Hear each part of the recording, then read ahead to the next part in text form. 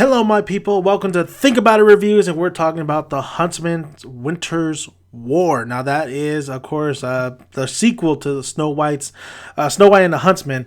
Now, this is directed by Cedric Nicholas Troyan.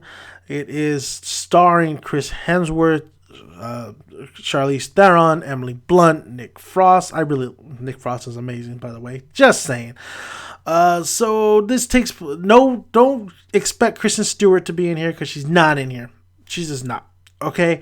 This takes place. It's a little bit of a prequel / sequel, which I told my brother I was right. Okay.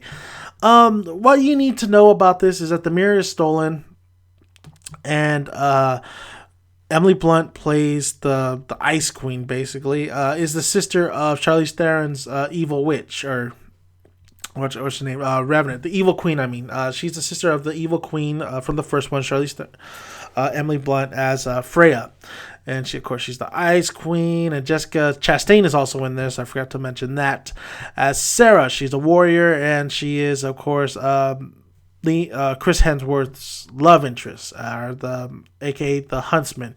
And this, I remember watching the first one and then him mentioning like his wife. I believe it's been a while since I've seen it, so I think Jessica Chastain's character is the wife, and that's the one. I'm pretty sure it is. I'm pretty sure he kind of mentioned that in the first one. You could totally tell they just threw that kind of in there because, Snow White is not back in this, because I think they were hinting that, if they were going to do a sequel, that he was going to hook up with, of course, Snow White. That doesn't happen. It's not going to happen. Kristen Stewart's gone. Okay. She's gone. This film. So the mirror gets taken. The Ice Queen wants it, and the Huntsman goes after it. There's a little history between the Huntsman and the Ice Queen that it's not good. But Snow White wants the mirror back, and because there's a lot of things that could happen with that mirror, evil things. So that's really the gist of the story.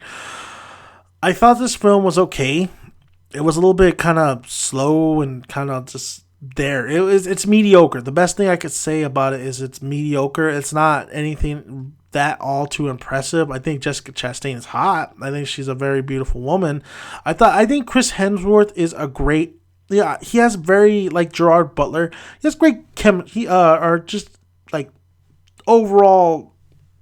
I was gonna say chemistry with Jessica Chastain, but he has somewhat good chemistry. He's just a very likable guy. He's a very likable actor. So anything he's in, he's very charming, so to speak. He's very, very charming. But it seems like the leading role, a lot of his films have bombed lately. I think in The Heart of the Sea, I liked him in The Heart of the Sea as well. I think he's great. I think he's very, very great, but I'm starting to think that maybe he can't lead a film. And in here, he's there, he's good, but the overall film, he's like another actor who gets put in a film that sometimes is good, but then sometimes it's just mediocre like this. The action sequences were cool enough. They're fine. Nothing I haven't seen before. I think the best impressive thing I really liked about this was the overall set design and the designs of the characters, especially Emily Blunt's Ice Queen. I really liked that.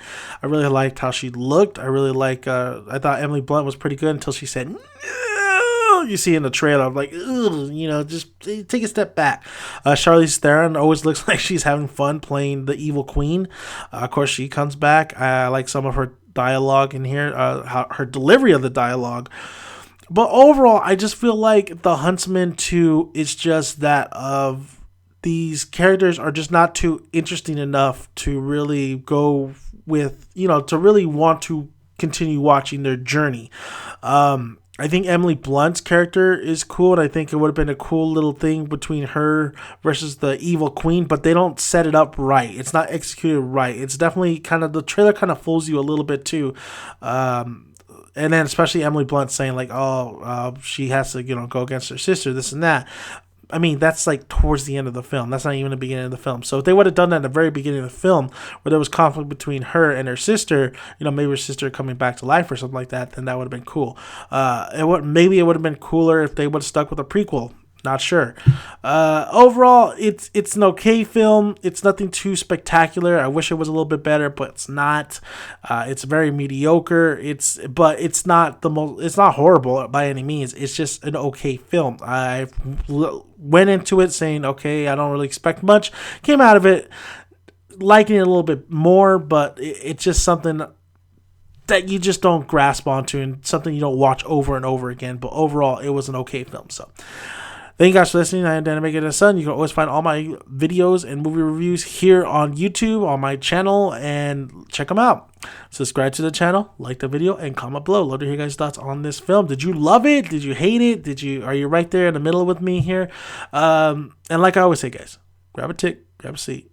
Make sure you got some good popcorn to eat. I'll see you at the cinema. See you guys.